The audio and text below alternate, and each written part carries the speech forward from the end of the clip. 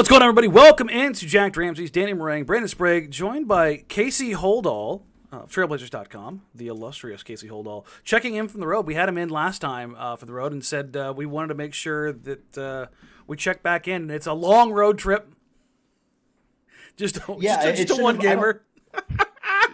Being the fact that it's Denver both times I've ever been on the show struck me as kind of odd today when I got there. I was like, wait a minute, like, what is it about Denver that I keep joining Jack when we're in Denver? So, but I'm happy to do it. Yeah, also, why are you selling him short here? Like, he's got a lot of other accolades next to his name. He's not just a one website guy now, man. This guy's got multiple podcasts. Like, come on, let's give him a proper. Oh, I was going to allow him to plug everything outside of world-class POS is like great. Like that works for me just fine. Your neighborhood POS. I did want to say before I forgot. I meant to text this to you actually a few days ago. I have loved this season. You guys have done a lot of interesting content with the Blazers this year. And I don't want to sound like I'm belittling your other pod by any stretch, but I love the briefcase just because I've always been longing for a beat writer to basically like empty your notes, empty your practice thoughts, empty some interview stuff that maybe you didn't get to on written pieces. And I when I saw you do that, I was like, hell yeah, I've been wanting something like this. So I think that it's been fantastic to have this year. That is very kind of you to say, Brandon. That really means a lot to me. Thank you so much. And that's just kind of the idea, is like just something a little more frequent that, yeah, like a bunch of good stuff that, you know, you don't end up using, or you only use in like one format, not in another. And it's like, well, I should try to do something with this stuff. And, you know, you put it on social and it does okay, but like sometimes it's like, no, something needs to endure a little bit more and maybe have a little more context than you can give in, 1 minute when you can post something on IG or on Twitter. So right, that's just kind of been the idea. It's been really rewarding. And Brandon, again, man, that's so kind of you to say. And then obviously you have the Blazers balcony with the illustrious Brooke Olsen-Dam as well. With award winner Brooke Award-winning sports broadcaster of the year for the state of Oregon, Brooke Olsen-Dam. I know she's never the kind of person that would do it. I would love it if she just like walked around with it. Just walked around with the award all the time. Well, that's why he's the POS and not her. Come on. Just get like a shirt or something maybe, or like she should bring it to our next recording, actually. Just dump on the table. Listen, I'm telling you right now, if I ever stumble into a regional Emmy, I am going to carry that thing around on my keys. Jesus. I hope you never win. My boy Tristan has his regional Emmy in a spot of prominence in his condo downtown. So absolutely, I'd get one of those big chains. Yes, just like wearing exactly. On a chain, like, which, by the way, there are a bunch of kids in big chains. Okay, I was actually like there are a ton of them. Like not the like sports chain, not like 3 or 4. I'm talking 100, 200 kids with the giant gold plastic chains. Are you guys just noticing this trend? Because I went to the Seahawks Niner game in Seattle, and I'm not kidding. From 55-year-old fan to 12-year-old fan, chains with Seahawks, chains with Niners. Like, I went to one of the stores at one of our malls, and I bought one as a gift for a couple people. I saw you gave Swag one. Yeah, I got Swag a Dodger one, but like there was 2 left. They would just happen to be 2 that I needed. They were sold out. Like they're super popular and they're pretty cheap. I got my wife a Saints one like 2 years ago, and so I noticed them before. I first saw them in Vegas on the secondary Vegas street, original Vegas. Oh, old Vegas. And they had like the old big pinwheel one. I almost bought it, but I was like, it's the old pinwheel. And that was like 2 or 3 years ago. And so Brandon, you're right. Like I've seen it more and more, but like last night at the game, again, like they must have been handing them out at like elementary schools or something, because like every other kid I saw had one. I was like, I mean, it's a great look. Like, I mean, more the whole section behind, like where the players' entrance is on the Blazers side, where the kids are getting autographs. Yeah, all those kids had chains on. All of them. It was ridiculous. I was like, that's like I'd seen it before, but it was a lot. It was just. Joey says Fremont Street, Old Vegas. That's what it was. Fremont Street. Thank you so much. As a devout Vegas lover, I can't believe I spaced on. I always go with Old Vegas, because I can never remember. Yeah, because you've got the it's where the best bingo's at on the Strip, everybody. Or not on the Strip, I guess. But you've got the pawn shop, and you've got the custard place. That's what I always remember. And the Heart Attack Cafe or whatever. Mm-hmm. That's which what I is always like I remember always right love there. walking by there just to see if there's a ambulance out front or like if someone's actually in the middle of dying some kind of event from eating a quadruple bacon cheeseburger or something. Listen, that's how we're going to go, folks. Speaking of how we're going to go, the Blazers are back on their winning ways after a 5-game losing streak. One that it sucked pretty hard, let's be honest. But back-to-back wins against the Mavericks. Clearly shorthanded in the first match, really shorthanded in the second one. Anytime you're not putting out your MVP candidate, it's going to be a little bit difficult. But nobody's going to complain and nobody's going to bitch about handing these wins back, Casey, because they dropped some in that 5-game skid that they really should have picked up. I mean, I think to a man in that locker room, they would all say that in that 5-game losing streak, they probably should have won 3, maybe 4.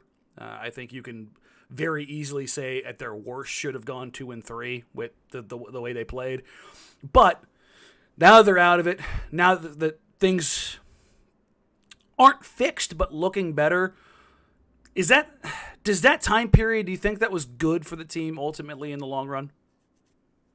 You know, I don't know if I could say it was good because the thing I'm just a little concerned about still is that while getting both those wins versus the Mavs was incredibly important, like they still haven't had a game where they had to win late in the fourth quarter. And I feel like that's kind of what the problem has been or was in that 5-game losing streak was, you know, the game with the Pacers. They should have won that game. They didn't. They should have won the Minnesota game.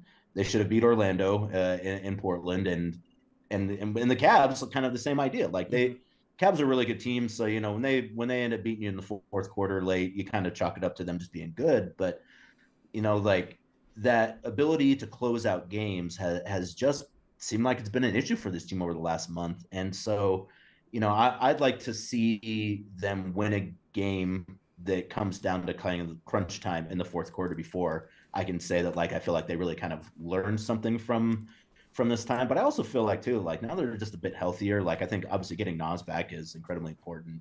Getting Gary back and him kind of starting to be in the flow of things a little bit is incredibly important. And I think that, you know, that losing streak also seemed a product to me of just kind of guys run out of steam a little bit and the bench getting to the point where it's like now other teams can kind of key in on what Shaden's doing, you know, and outside of him before, you know, Nas and Gary came back, you know, not a ton of scoring pop there either. So, you know, I if it was just a confidence issue, getting those wins versus the Mavs might be enough to just kind of square them away. And so at that point, maybe you do feel like, hey, you know, they maybe need to take a step back in order to figure out some of the things they needed to address.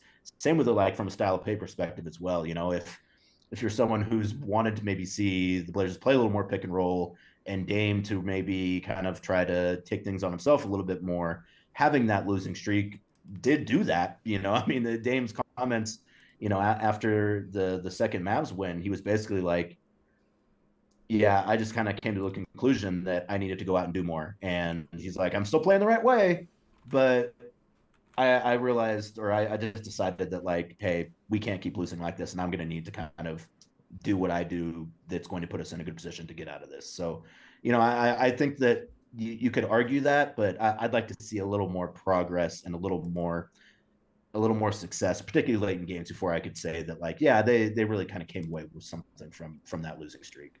Yeah, Casey, we talked about going into their first Dallas game with some of those losses that you just kind of highlighted. And sometimes, like, look, I think you nailed it. When you play Cleveland's roster is one of the best in the league, right? You've got the premier front court, you got a great back court. Like they're pretty locked in those places. It's hard to keep those leads. You lose to some of the other teams, the Orlandos of the world. I think you're kind of kicking yourself a little bit. What stood out to you? Because sometimes it's just a make or miss league. And it was really hard to get way over our skis, I think, frustrated because, like, they couldn't hit a 3 during that 5-game stretch to save their lives. They just went cold. They went into, as Chauncey, I think, said, a bit of a funk. Did anything pop to you different for them or what they did or how it looked for you in that first game against Dallas? I know they won last night, but Dallas playing without Luke is a good opportunity. They hung it with Portland for most of that game. But did anything pop specifically differently for you in their first win against Dallas in that 2-game stretch than what you had kind of seen previous night? Or is it simply they started making their shots. Well, I mean, I think shot making is definitely part of it, but I mean, I think the turnovers is the thing you really look at. I mean, I think they had like 7 or 9 turnovers in the first win versus the Mavs after having like 80 turnovers for like 120 points in the losing streak leading up to it. And so, in those games that they ended up losing, yeah, like, shots don't fall, and that's always going to be a problem if they're not falling. And to your point, Brandon, yeah, it seemed to me like they were still generally getting pretty good shots. I mean, I feel like the Raptor game was not. I don't know if I'd say that for that game, but particularly for like the game versus the Magic and Cleveland, those are games where it did just seem like they weren't making shots. But when you're turning the ball over as often as they were, particularly in the fourth quarter, I think the missing shots leads to those turnovers, because instead of playing within the flow of the offense and taking the shots that you're supposed to take, you start thinking, well, I mean, I'm not making those shots, so now I need to maybe try something else, and then that can result in turnovers. I think we saw that on multiple occasions, and during that losing streak late in games. And so, it's when shots aren't falling, it results in other issues outside of just losing, obviously. And so when guys are kind of thinking about it when they're out there, and when guys are maybe passing up shots they should be taking, or when a guy like Marang is like, these guys are missing these shots, I'm taking this shot, and maybe forcing up looks that they otherwise wouldn't take, like that has downstream effects. I think that when you're not playing your best and when you're already shorthanded anyways, just a few of those issues can really sink you, particularly late in games versus teams that know that you're struggling late in games. Like every single team that they lost to in that losing streak, I guarantee at some point in time, either before the game or at halftime, said, hey, this Portland team's been struggling a bit, particularly in the fourth quarter. If we get down to them, don't worry about it, because we're going to be able to come back and even maybe get over the top late in the game. So, that also has effects, like giving the other team confidence by them knowing that you're struggling makes it difficult for you to come out and perform late games. So, I do think that missing shots was a large part of it, but it definitely wasn't the totality of it. And again, the mistakes they were making, and just really boneheaded kind of stuff too. I think that to me seemed like more of an issue than just missing shots. Yeah, and you and I have talked about this a bunch throughout the season. We've kind of bounced stuff off each other in the general idea of what's the best spot for Portland to kind of be in offensively. What balancing what Dame and Ant do best with what Chauncey wants to do, with integrating Jeremy, with making sure Josh is getting his touches, bringing GP and Nas back into it. And what I've seen over the last 3 games. When we have seen a change in how the offense goes about it. Damon's pick and roll volume himself is up. Ants is still stable. So it's really been the big difference is that Dame decided to go, okay, listen, the whole catch and shoot thing, that's fine. Like I'm more than capable of doing it, and I need to do it, but we need to make sure that our bread and butter is covered. Like this is this is our baseline effectiveness of, I'm really good at this. And it's not like we need to turn the dial a little bit here or there to make sure we're super efficient. Dame's pick and roll per synergy over the last 3 games is almost 1.5 points per possession. That would shatter every offense in NBA history. That's how good he has been in the pick and roll. And duh. He's been that guy for that long. What has been interesting is, and I think this is where, for all of the people that scream coaching is so important, is that Chauncey has allowed that to go while also still keeping in some of the structure. So Nurk is still getting some post-ups. They're still getting some high-low action. They're still getting Jeremy on his mismatches. It's not perfect, but the structure of the team's offense is no longer the egalitarian, eco-friendly, everybody gets their shots. It's Dame, bread and butter, pick and roll. That number's being dialed way up. Everybody else fall in line. And some people want to say, well, play like the Warriors, play like the Warriors, play like the Warriors. The Warriors don't play like the Warriors right now because they're missing guys and because Clay's not who he used to be and Draymond's getting older and Steph's coming off injuries and Jordan Poole needs his touches. When you look at this, particularly over the last 3 games, do you feel like this is the right balance, or does it still need to tweak? Is there still some stuff that needs to change? Where do you kind of fall on what you've seen over at least the last 3.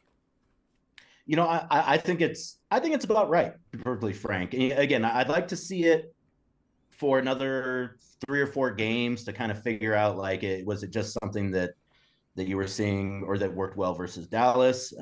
Obviously, they did play quite well versus the Cavs, and it did seem like they were getting more and more. Obviously, Dame puts up 50 points. Dame's not scoring 50 points in the pass the ball, everyone gets their touches offense. So, I'd like to see it for a little bit longer, but it does feel like they're striking a better balance there. And I think when you have a late game situation where the 3 guys get 3-pointers and none of them are Damian Lillard, I think that in and of itself is almost like it almost makes you stop and it's like, wait, now what are we doing here? Thinking a little too hard. And again, that's a scramble, so it's not exact. It's it's not like you're drawing up that play necessarily, but fact of the matter is he was open multiple times in that situation, didn't get a look. And I think when you're going back through film, that can maybe lead to like a broader discussion of like, hey, is that really kind of the best utilization of my skills or of the team skills and kind of what we can bring to the table? So I think that particularly around the halfway point, Chauncey maybe loosening up a little bit on that makes a lot of sense, and I think it's a recognition of just where the team is and where they're trying to get to and some of the issues they were having, and I think I don't think it's any surprise that as soon as they kind of put the ball in Dame's hands a little bit more, the turnovers start to fall a bit. Now, granted, he was having issues turning the ball over as well. He was having I think he had a little bit of a hand issue that kind of he wasn't really being real forthright about. And I noticed on multiple occasions, like there were times where I was like, are you okay right now? Because like that's a little looser than I'm accustomed to seeing you with the ball. So, I think that plays a role in it as well. And, obviously he wasn't shooting very well for 5 or 6 games too. And, it's hard to be like, yeah, I should be getting more shots or we should be more pick and roll actions if you're missing a lot of shots. You're shooting 30% from 3.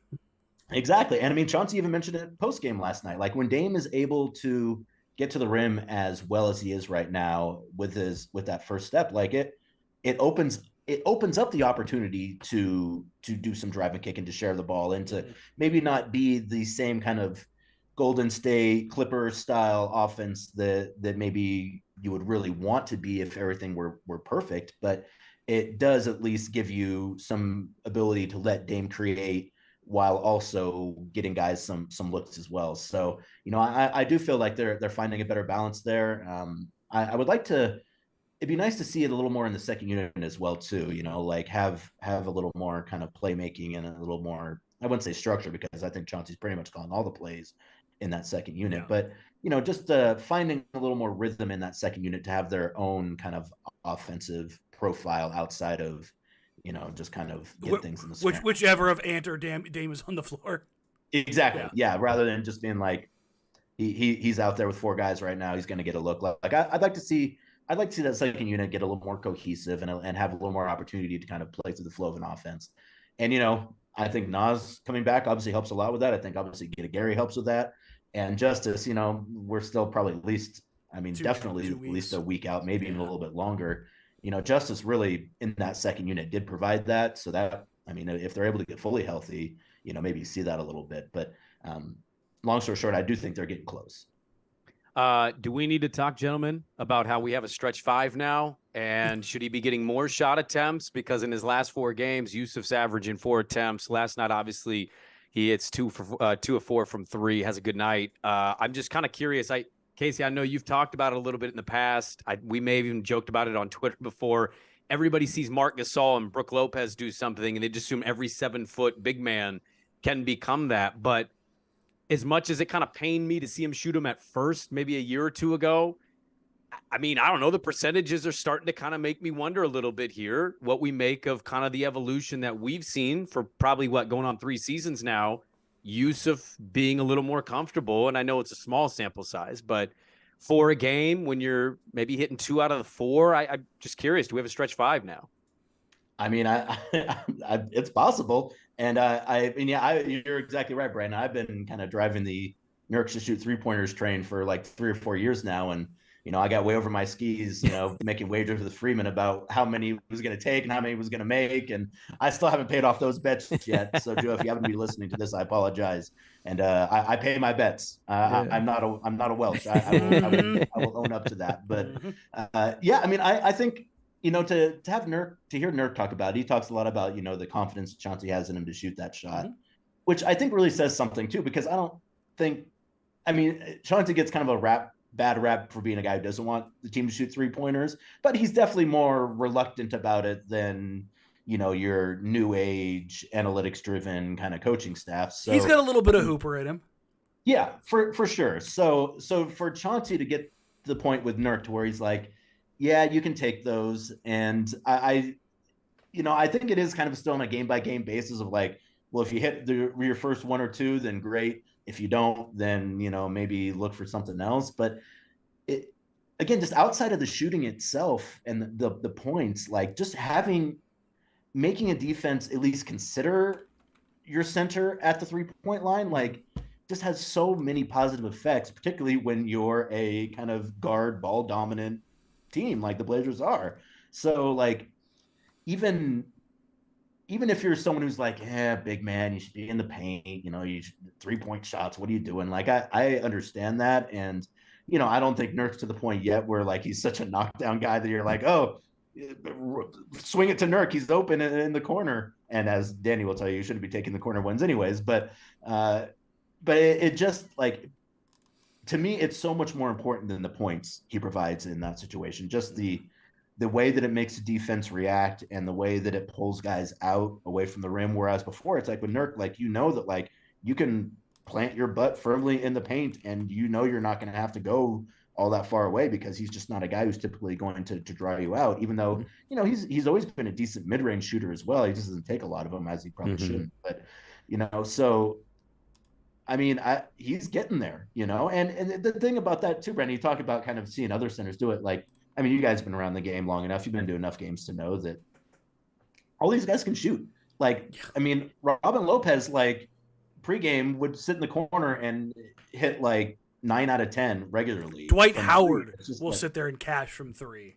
Yeah. Like the guys are really, they're Ayton is another guy too. Like he does this whole thing where like he shoots half court shots until he makes one before games. But like, I've seen him kind of post up and shoot from 3 as well. And he's great at it. And like, that's just, it has to be at least a consideration in your game now. Like you don't need to be a guy who shoots all the time, but like, if you want to be a center in the NBA in 2023, like for the most part, you have to at least be maybe not a threat, but like at least a challenge from 3. And so, I shout out to Chauncey for like giving Nurk the latitude to do that. And for Nurk being willing to do it again. Cause Nurk is a guy too, who like, he doesn't like to fail, like no one does, but like Nurk takes stuff kind of hard. And if something's not working for him, like I think it affects him a little more than it might affect other guys. And so for him to kind of stick with it, even knowing that people are like, Nurk, please don't shoot 3-pointers. Like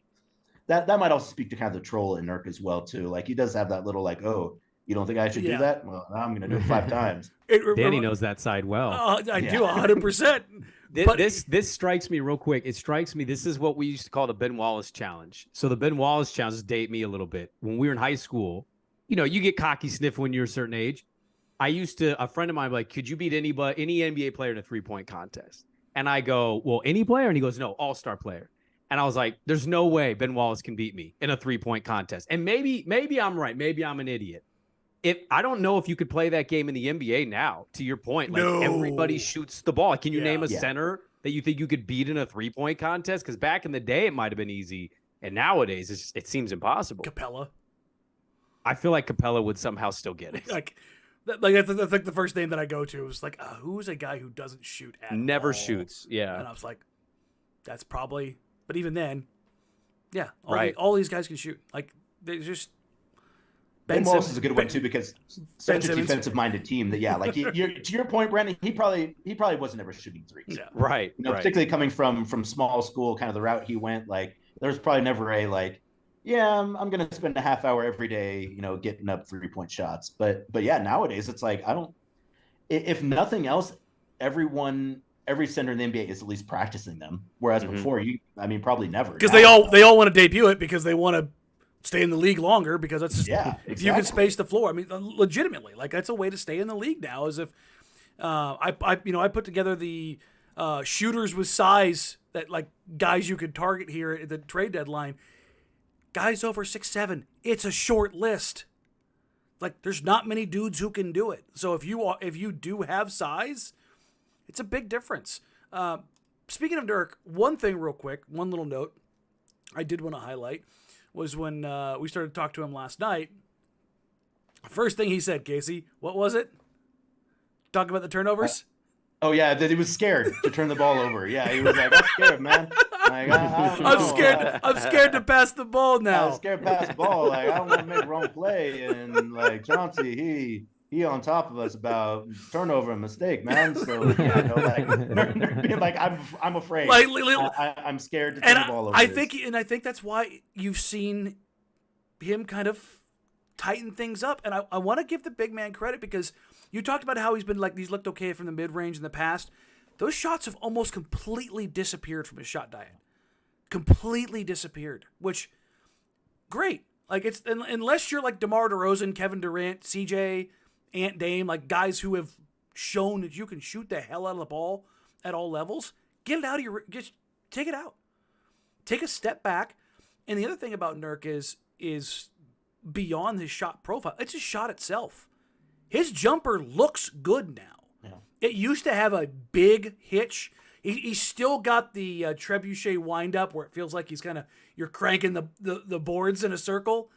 But his release, everything is smooth. And the big thing is, as great as the three-point shooting is, his finishing has skyrocketed. If you look at him over his last 10 games, let me pull this up here real quick because I had his shot chart up. You didn't throw in the air quotes when you said jumper, by the way, too. Yeah, I mean, he leaves the floor. His mover, yeah. Does he leave the floor? He leaves the floor. His entire body? Like, yeah, I mean, like, I would say like his heels for sure, but his toes are touching. Well, he wears like a size like 19, doesn't he? It's a big. Well, exactly. That's a long ways to go. Yeah. Like, you got to get a foot and a half off the ground before your feet are off. So, but what's really, really interesting, and I want to use this not only as a Nurk kind of deal, but also as a team deal. There is Chauncey. It's not a secret that Chauncey prefers getting to the paint, right, Casey? Like that is a Chauncey. Feet in the paint. Yes, he wants to get feet in the paint. And what's really interesting is, as I refresh this because a stupid server went down, let's try that one more time, is that over the last 10 games, even though Portland has struggled shooting, they have been incredible in the paint. Incredible in the paint. Which is why all those games when they turned the ball over and could not hit threes to save their lives, it was so frustrating. Because you look at it, Dame's over 70% at the rim. Nurk's over 70% of the rim. All right, let me see if I can finally get this to refresh and work. No data available. Okay, you know what? Screw you. And with a couple nice takes too, by the way, too, in the last Mavs game, I thought he's had a couple of those over the last 2 weeks where he's displayed more aggressiveness, and he's had those little drop off passes. Ant still needs to work on his playmaking. There's no doubt about that. But his vision has gone from blinders when he gets downhill to like 45-degree blinders. Like they've opened up a little bit, allowed him things. The big thing is this, and this is true of every playmaker as they develop in the NBA, is that you have got to have the reps where you just kind of figure it out. There it goes. Finally, sorting by field goal percentage. At the rim, here's your finishing leaders over the last 10 games for the Trailblazers. Eubanks at 90%. Shocking. Jeremy Grant, 77%. GP, I was going to say, Jeremy's got to be in there, too. I feel like he's dunking got like everything in the last like 5 games. Okay, we need to circle back to that. Put a pin in the Jeremy dunk because I want to talk to you about that. GP, 75%. Shaden, 74%. Nurk, 71%. Dame, 67%. Ant, 67%. Josh, 65%. Those are all well above average numbers for them. Well above. Dame, his normal finishing rate, I believe, is like 57, 58%. He's at basically 70. Nurk is at, what was that? He's at 72, 71 over the last 10. Over the last 5, he's almost at 80%. And his volume's actually up.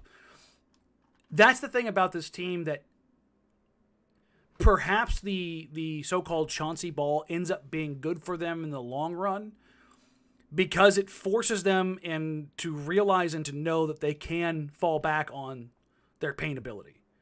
Because this is the team that under Terry Stotts, and a lot of this wasn't Terry necessarily, but personnel. Dame was the only guy who could put the ball on the floor and finish. I mean, CJ, there was the crime scene tape around the paint for him. Aminu's not putting the ball down. Mo's not putting the ball down. Nurk was struggling as a finisher. And you look at the bench guys, they're all shooters. Now you've got guys off the bench, GP, Shaden, Nas, Jabari, Trendon, Drew, guys who, Justice, like they want to get downhill as much as they want to shoot. The way they've kind of built this profile, I think this ends up being a good foundation for them to kind of build on in the second half of the season. Does that kind of make sense? Yeah, for sure. And that's kind of, I think they do seem to be finding that balance. And yeah, like having, so to the point about like, did they need to lose those games? It's like, well, maybe not. But like just the notion being that like, yeah, if it forced them to kind of come to grips with some of the issues they had, and then forcing them to get into the paint more and to kind of find a better balance between kind of what Chauncey's been preaching nonstop and some of the things that they feel like they're better suited to do on the court. Yeah, I mean, I think that you might be onto something there, Dan, and just that, it does seem like at this point, at least over these last 5 games you mentioned, that they're striking a better balance between, knowing that obviously the 3-point shot is incredibly important in the NBA and you need to take them and make them, while also realizing that, like we need to get more attempts at the rim. And particularly if guys are going to make those attempts, we really need to improve our opportunities there, which is, why that's kind of the stuff with Josh and about like, passing them 3-point shots is kind of a paradox, because on one hand, it's like, yeah, you're supposed to take the shots that are there for you within the flow of the offense. But, sometimes he's not wrong, like the idea being that like, hey, like if Chauncey's asking us to get into the paint and, we're taking deep 3-pointers with, 10 seconds left in the shot clock, it's like, what are we getting out of that? And we're not making them a whole lot right now either. Mm-hmm. So let's get back to doing what Chauncey wants us to do, since we're not making those shots anyways. So, it does seem like they have a better distribution at this point. And, you would hope that the shooting at the rim would continue to show those numbers. I mean, you assume that just like the 3-point shooting is going to go up and down a bit, some of that finishes. There's going to be some of that, certainly. Quick note, Jeremy Grant now leads the team in dunks. He has blown past Drew Eubanks. I was going to ask who was second. Drew had the early clubhouse lead. Yeah. He was at like, I want to say 32, like damn near a month ago. He's at 39 now. Obviously, his minutes have declined a little bit. Hasn't had as many scoring opportunities. But Jeremy's at 47 now. It's 9% of his shots. So 36% of his total field goals are from 3. 9% of his shots are dunks. So what is that? Almost 50% of his shots are threes and dunks. That's a really good analytics profile. I like that. Especially when Jeremy's he's 47 of 50 on his dunks, and he's 38% now on his threes. The 3 would be tough because of the way the game's evolved so fast in a decade. But have the Blazers had a player quite like that in terms of dunk percentage like Jeremy? When was the last one? The Blazers have not had anybody, I think, that has cleared 50 dunks in a while.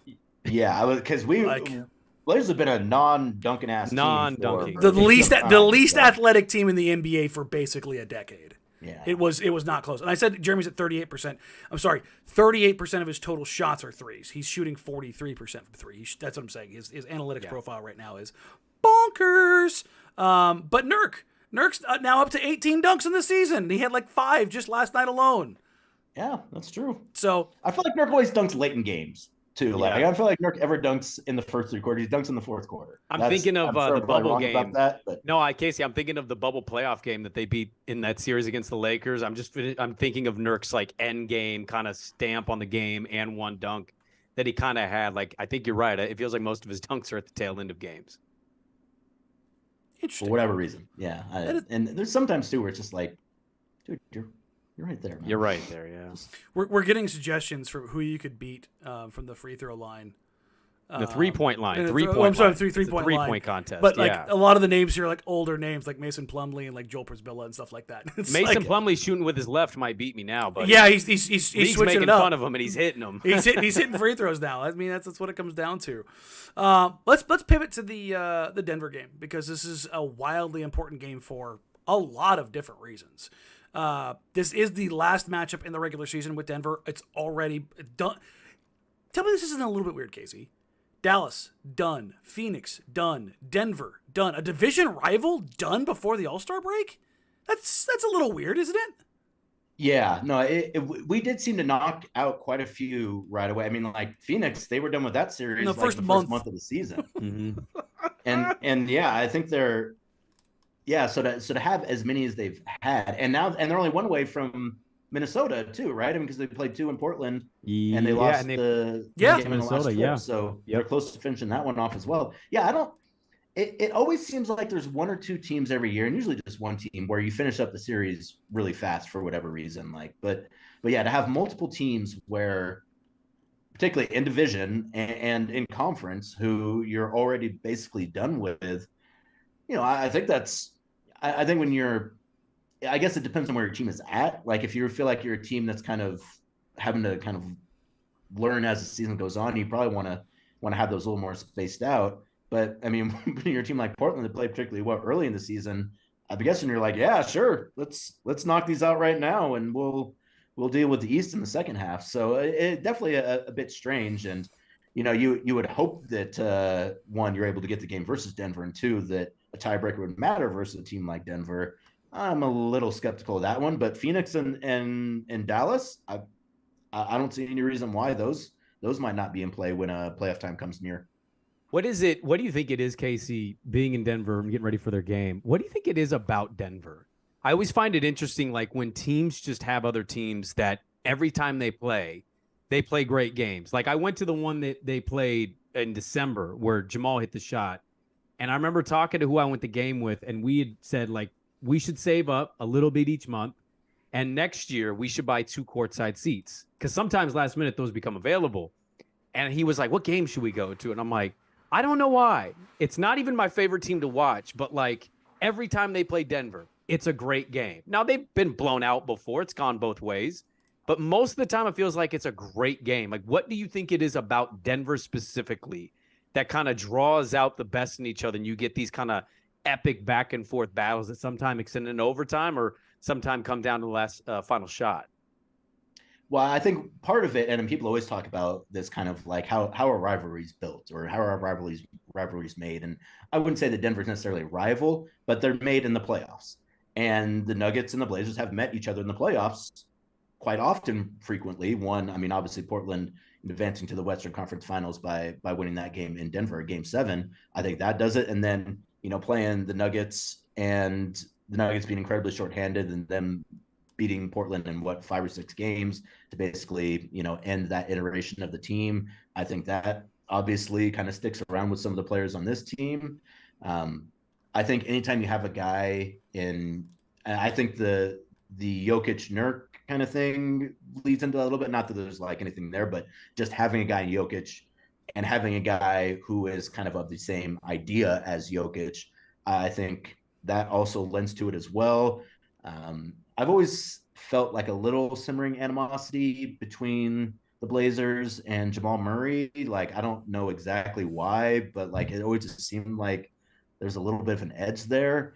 And again, I think for the most part, though, it's the familiarity. I think Jokic did an interview with some like Serbian paper, something like that, and he even mentioned he's like, I know Terry Stotts' team so well that like I know exactly what they're gonna do. Like it's like breathing. Like I know kind of everything that they do. I'm familiar with because we played them so many times.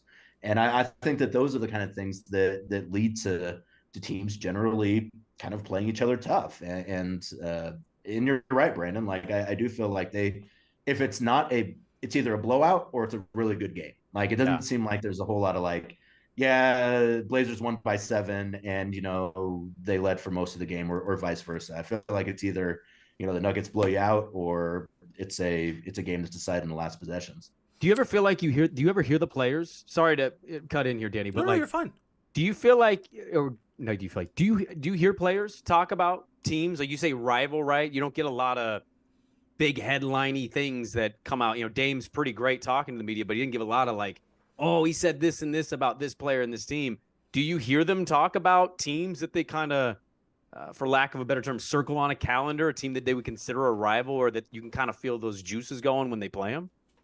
I don't know that it's like for me, it's not a team level. It's like an individual player level. Mm-hmm. So like, yes, I will hear in the locker room guys talking about players on different teams, and it being like, I don't like that guy, or that guy's ass, or like, like those are the things you hear pretty consistently. And, I In the don't same names. Yeah, there are a few guys on the Nuggets that I think probably rub a few guys the wrong way. But it does seem to me, so like if there's a few personalities on a team that you don't like, and then you play each other a lot, and you didn't really play each other close, and you see each other in the playoffs fairly often, and you're in the same division, so even though divisions don't matter kind of like they used to, still kind of that old mentality, like this is the divisional game. And against a team in the Nuggets, with Portland too, that has kind of continued their ascent while Portland has kind of stayed generally flat. I think there's probably why can't we be that team, particularly when like we beat them before in the playoffs. We should have beaten them before in the playoffs last time we lost to them. So I think that it all the familiarity, and again, like I think there's just certain guys and certain teams the guys just don't like. And I think that also kind of feeds into it as well. And, you're always playing at elevation, so you always hear that. And like, this is just a dumb, small thing, but particularly when it comes to Denver, their PR guy or their PA guy talks trash, basically. Like, so like when an opposing team misses the free throw, he goes, bleh. Like, it's like like their PA trolls you a little bit when you're playing them. So I think that I kind of like that, actually. I want Mace to do this. It's different. Was it Denver that called? It's the only place I can think of where it's like the guy in Dallas like yells a lot, but like it's usually like focused on like the fans and the Mavs. He's always like, "Let's go, man!" Yeah, defense. Right. Like in Denver, was it the Denver one that got Myers' name wrong and somebody else's name wrong, like on the same trip? Yes, and because the Denver one specifically, I feel like our PR guy went to the table and was like, "Hey, it's pronounced Myers, not Meyer." So yeah, and again, like they're a bit looser with things. Like they'll kind of like needle you a little bit, whereas I feel like other teams are like, "Oh, come on, let's sportsmanship and so on and so forth." Or like the Nuggets have like that little organizationally have just a little. They lean into their homerism. Yeah, it's a thing, and it's okay. Yeah, just give it to them, guys. How many years? Yeah, flex that's. Oh, and you have the Scott Hastings, Nurkic thing as well. So. Yes, that's where I was going. When they lean into their homerism, Hastings is. Listen, if you're a Nuggets fan, he's great. He's great. You love him. You embrace him. But he's dyed in the wool powder blue or whatever their color is now. Pepsi brown, isn't it? Yeah, whatever it is, they change it up. Ball brown, right? Ball brown. Right now. It's not Pepsi anymore, right? Jeez. Yeah, probably shouldn't have said that. There are. It's Paul Brown is going to get clipped for sure. There's 15 games. That's it between now and the All-Star break. A little less than a month out. As we're recording here, it's the 16th. All-Star break starts on after the 14th, correct?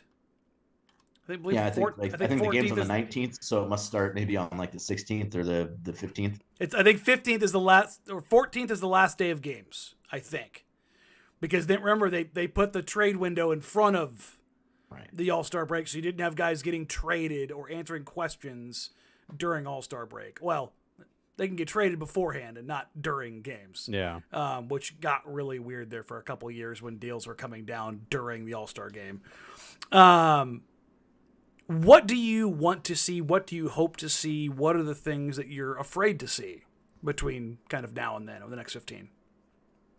I mean, what I would like to see is for the offense and the defense to kind of mesh up at the same time. It's like every time this year. once, exactly. Like every time it's like, boy, the offense is humming and they're 28th in defensive efficiency, or they can't hit the broadside of a barn and the defense is now 15th. Like, so I would really like to see a 15 game stretch in which they are a top 10 offensive team and a top 15 defensive team. I think that would put them on a really good footing to have a successful second half. Casey, I just looked at Cleaning the Glass right now. Over the last 2 weeks, 11th in offense, 12th in defense. Well, there you go. Man. Hey! These last 3 games must have made the difference. They must have well, their defense was really good and their offense was really bad. In these last 3 games, the offense has been really good.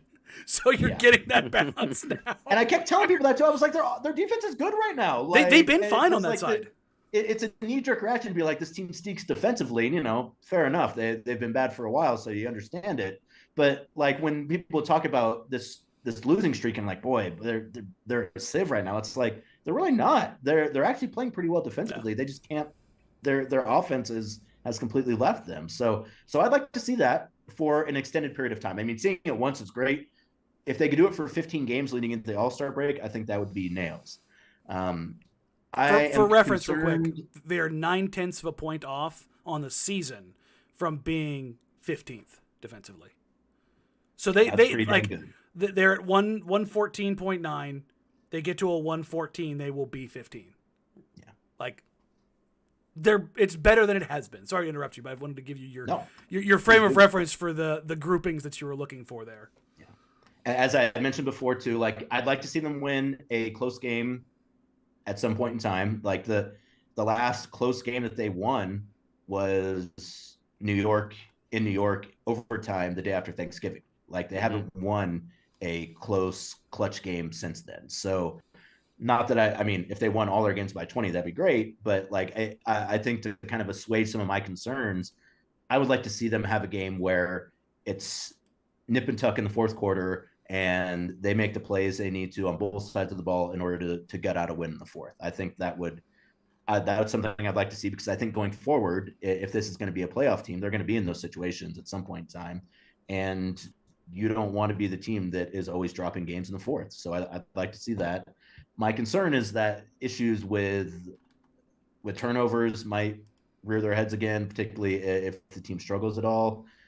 So that's something I'm a bit concerned about seeing. And I guess the last thing I'd say for wanting to see is I just like to see the entire team healthy, having a stretch of games where everyone is available. I mean, Gary, Nas, Justice, Dame, Nurk, Josh, I mean, everyone's had something at some point in time, so to get to a point where they can maybe play a stretch for like a month where everyone is mostly as healthy as you would expect them to be at this point in the season, I think would be, it'd give you a really good idea of what this team actually is, and do they need to make changes, and if so, what do they need to look for? Because again, if you get everyone on the court and it looks good, then you're like, maybe you just ride with it. But I guess that's a long answer of what I'd like to see in these 15. Well, Casey, I think if we were to take records out, because right now I'm looking at the West, and yeah, I mean, you're 2 games from where you're at now to like the 5 seed. Like the West the gap is huge. Like we can say, oh, they're barely in the play or they're not in the play. It's like, yeah, but 2 games, they go a 3-game win streak and you're right there in the 5. Take record away. Is this team about what you expected at this point? I know we passed the midway point, but getting you back on just barely past it. Is this about what you kind of expected from this team? It is, actually. Yeah. I probably would have expected them to be a little above 500 at this point. But after like the first month of the season, maybe first 3 weeks of the season, before the season started, I would say if they were hovering around 500, I would say that'd be pretty good. I would have assumed if they were around 500, they probably would have been like 8th or 9th. So the fact that I think they're in 11th right now, but yeah, to your point, Brandon, it's like, What does it matter? Like it's a couple games. Yeah. So, my kind of top end expectation for this team going into the season was to be a team that would avoid the play-in. And I feel like they're in a good position right now to do that. So yeah, I would say that generally they're about where I thought they would be. I hope they'd be a little better offensively. they're probably better defensively than I thought they would be. I also wasn't figuring that Gary was going to miss the first 2 months of the season, so that also kind Right, of right. and particularly too, like seeing the difference that he brings just in these 3 games. It's like you can't really overemphasize enough how much they could have used that in the first 2 months. It's a completely different look that team has, particularly that second unit has when he's out there. And so like if you were someone like, man, I thought this team was going to be better than they are. If you thought that Gary was going to be out there, which I think a lot of us did, then I don't know how you could look at it and be like, boy, they're not as good as they should have been. Because it's like just seeing Gary in fits and starts is like, that's amazing. Like this is in 15 minutes on both ends of the court for I don't know how long. So I want to touch on Gary and his impact and what it has kind of meant for Shaden as well, but I want to kind of back up with some of the things you were talking about there.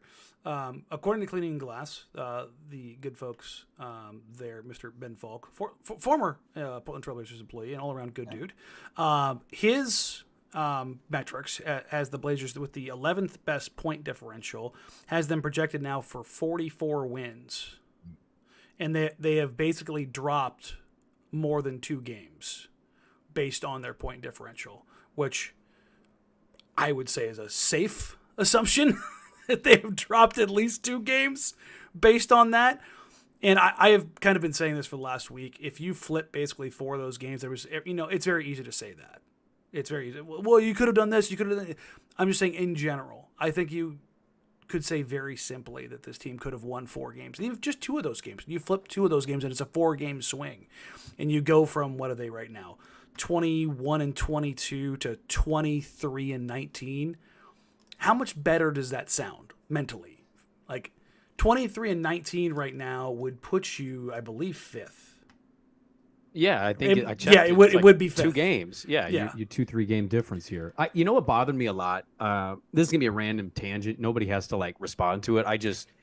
The last few games, like we I mean, Casey mentioned him. You're talking about him right there. Like we have clearly seen what the impact is with a guy like GP2. Mm-hmm.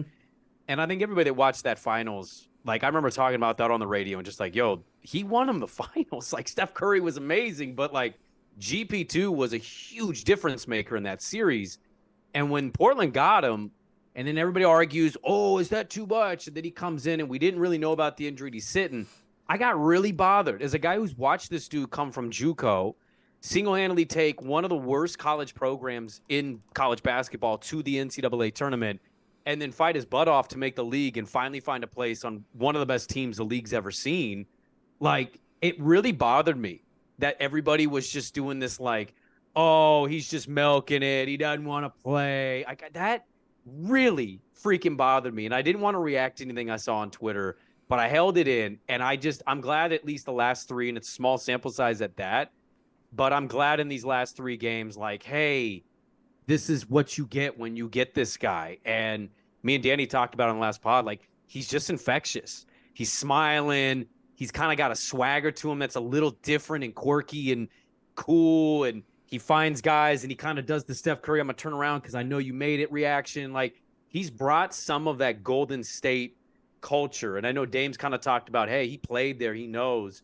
And it's just been nice to see in 3 games. I'm curious to see what it's going to be like because I know he's probable for the game against Denver, what it's going to be against Denver. He hasn't played the Nuggets yet with this team. And so I just wanted to say, like, I'm happy watching this the last few and continuing to watch it because I was just really bothered by I hate when we do it the most, when we question toughness and we question character. And the dude got surgery. He got hurt. Like, that's a major surgery and a recovery. Sometimes athletes want to mentally feel like they're back to who they were before they just dive in, even if a doctor says, oh, you're clear, you can do it. I'll jump in on this and frame this up for you too, Casey, to talk. GP in general, his impact on this team, we'll get you out of here on this because we're getting close to kickoff here. We got Ben Stillay. Exactly. I gotta get some juice in this game. But his impact on this team in 15, 16 minutes a night, his impact on the floor, but his impact both on and off the floor for a guy like Shaden, who it's become very evident very quickly that G is his vet. and like how he has just kind of taken him under his wing and been very impactful with little things with Shaedon on the floor. Yeah, absolutely. And yeah, I asked Chauncey that before, and I couldn't even like get the rest of the sentence out before he was like, yes, he has. He for whatever reason, Gary has taken a shine to Shaedon, and yeah, like it's stark like how much different Shaedon plays, particularly on the defensive end, but also on With the him offensive on the end too floor. when Gary's out there. Like Yes. it's like he, for whatever reason, he's able to engage Shaedon at a level that no one else on the team has been able to do just yet. And it's no coincidence that the bench unit is now starting to put up a few points here and there when Gary's out there. Even if Gary's not doing the scoring, than they were a week ago when they scored 3 points versus the Raptors in that loss. Like it, and with Shaedon especially, like there's just one. I think I maybe mentioned somewhere else before. Like young guys really like Gary anyways. Like and you talk about kind of the infectious personality, and he's smiling and he's having a good time, and Dame had mentioned something about Golden State and them not really like playing with joy and like not feeling That's like what it was. Yeah. like every win and loss is like the biggest thing in the world. And I think when you're a team like Portland that have been struggling or that has had to grind for everything, like you kind of build that mentality. And Gary comes from, have a very successful stint with the Warriors in which, their whole approach to things is like, we play the way we play. And if it works out, awesome. If it doesn't, we're going to play the same way tomorrow. And, I think that for young guys, especially to have someone who, not like guys in practice are getting on guys when they make mistakes, but just knowing that like they have that personality or that mentality where it's like, hey, we can go out and do some things here and there and can have fun. And this doesn't have to always be so buttoned up and uptight. I think particularly for young players and for a guy like Shaedon, who is, I think kind of figuring out who he is as a basketball player, not just from like a skills perspective, but from like a mentality perspective and a perspective of like what it takes to be a pro. I think having Gary around is really helpful for that. And that's not even to speak of just again, when Gary's on the court, particularly defensively, and like he's telling guys to do stuff, like it just comes across better from Gary than it does from anyone else, be it coaches or other players. And, so him being in that second unit and being the leader in that unit, I think we're already seeing really positive results from that. And yeah, with Shaedon as well, like being able to keep Shaedon engaged on both ends and getting something out of him on both ends, and I would even say particularly on the offensive end right now, that opens up a lot for this team. Like they need that scorer off the bench right now. And, I think Gary, gets a fair amount of credit for again, just getting Shaedon to a place where like, he's not just going to go stand in the corner. Like Gary's not going to allow that. He's going to be like, hey man, you're a young guy. Like you need to be moving without the ball, particularly defensively too. It's like, Gary's just telling him like, you have to pick up full court. And it's like, Chauncey's not calling for them to pick up full court, but Gary's like, just go do it. Like you're 19, you got the legs. You're 19, go. exactly. Like pick him up. Like, and he takes it really well. Like I talked to Shaedon about Gary before the game last night. And like, he again, like, I mean, Dan, and Brandon, you probably have some kind of experience with it. Like Shaedon, not a big talker, not a guy who is like, really reminds me of Ant, kind of that things, way. But like it's very much.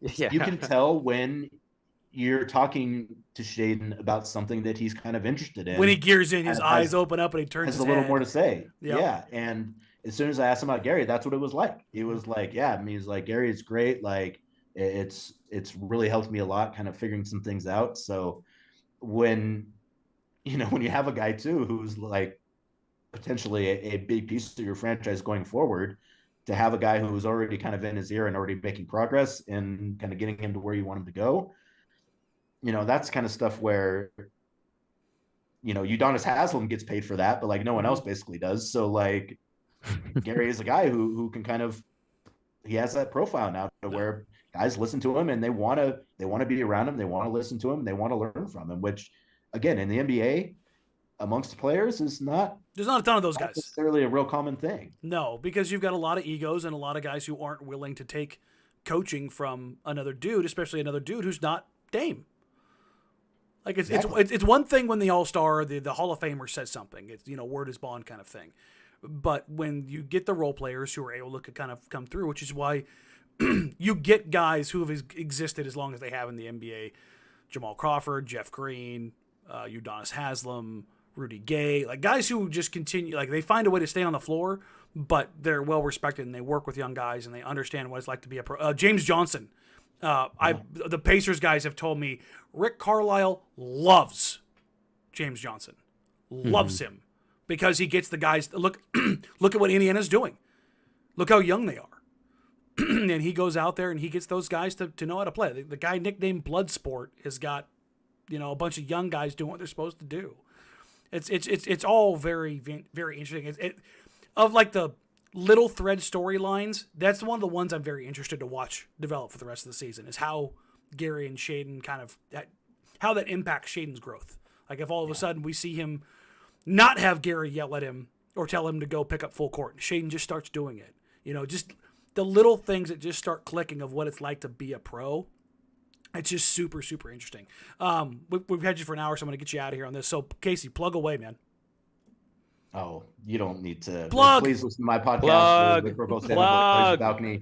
Please listen to and subscribe as well if you possibly could to the briefcase. We were going to record tonight. Brooke's feeling a little under the weather, so we're going to. Oh God, she's got it too now. Good Lord.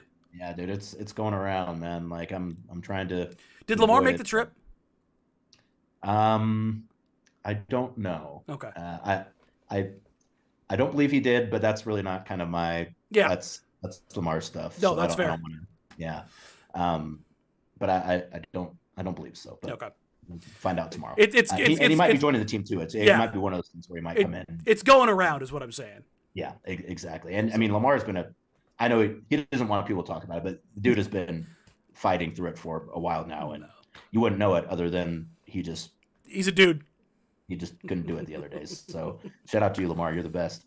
Writing a story about Nas's first game back, particularly kind of with comments from Dame about kind of what he saw from Nas in one of those get ready games, and then like bringing that into the game versus the Mavericks. Check me out on our pregame show right before the game starts as well. Perfect. All right, folks.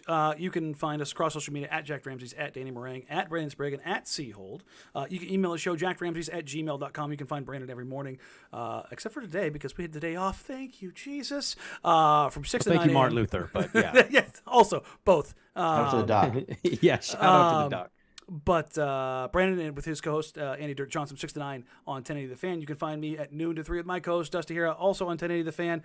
Other than that, we will be back for the live watch party tomorrow against the Denver Nuggets. That, again, like I said, I'm going to open that one up to everybody. So if you want to partake, I'll post the link up. All you got to do is jump in. You can catch it on Twitter or you can catch it in the YouTube comment section and the community section. Other than that, everybody, go enjoy the last game of Wild Card Weekend. Screw the Cowboys. Screw the Bucks. I hope they both lose. I don't know if that's possible. No. Whatever. Case, thanks for joining us, man. I appreciate you. Everybody else out there, have a wonderful, wonderful night. Take care, and we'll catch you tomorrow.